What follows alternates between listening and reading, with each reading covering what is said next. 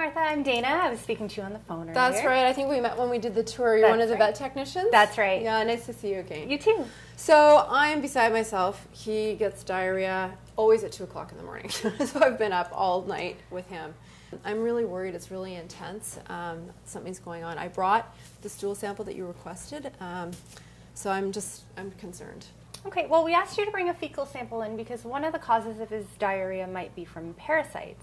So what we'll do is we'll send the fecal sample off to the lab, and they'll look at it under a microscope, and they're going to be looking for parasite eggs. Okay. Parasite eggs are not something you can see with the naked eye. What you're looking for, actually, these are different types of parasite eggs that Ollie might have. So if they do see any of these at the lab, they can identify which ones they are, and then we can treat him accordingly. Okay. How on earth would you get a parasite? Oh, it's very easy.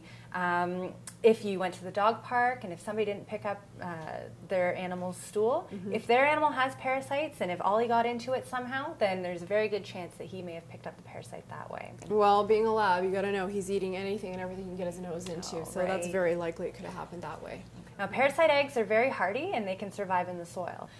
So either if he was nosing around in the soil or even if we walk through the soil, we may have picked it up on our shoes. And if we have that contaminated soil on the soles of our shoes, and we can bring it into our households. I'm a bit concerned though, because if it can come into the house, I've got the 3 cats, including my little kitten.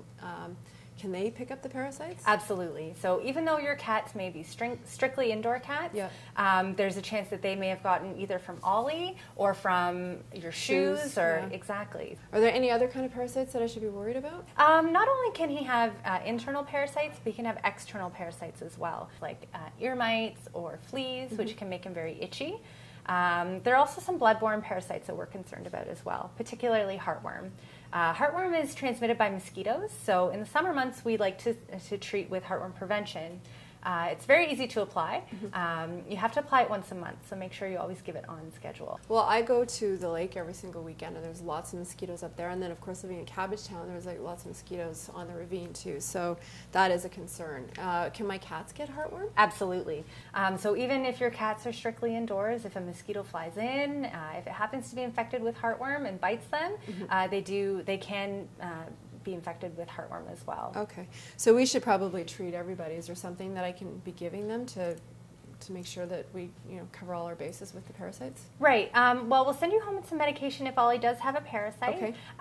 But we will send home the heartworm prevention as well. Okay. Now, the good thing about the heartworm prevention is it not only prevents against heartworm, but also any tick-borne diseases and fleas and some intestinal parasites. Okay. Now, ticks are becoming more and more of a concern in the southern Ontario as well. Okay. We used to only be worried about it if you went up to the cottage or to tropical countries, but we have seen some animals that have had positive tests for what's called Lyme disease, which is transmitted by ticks. Okay.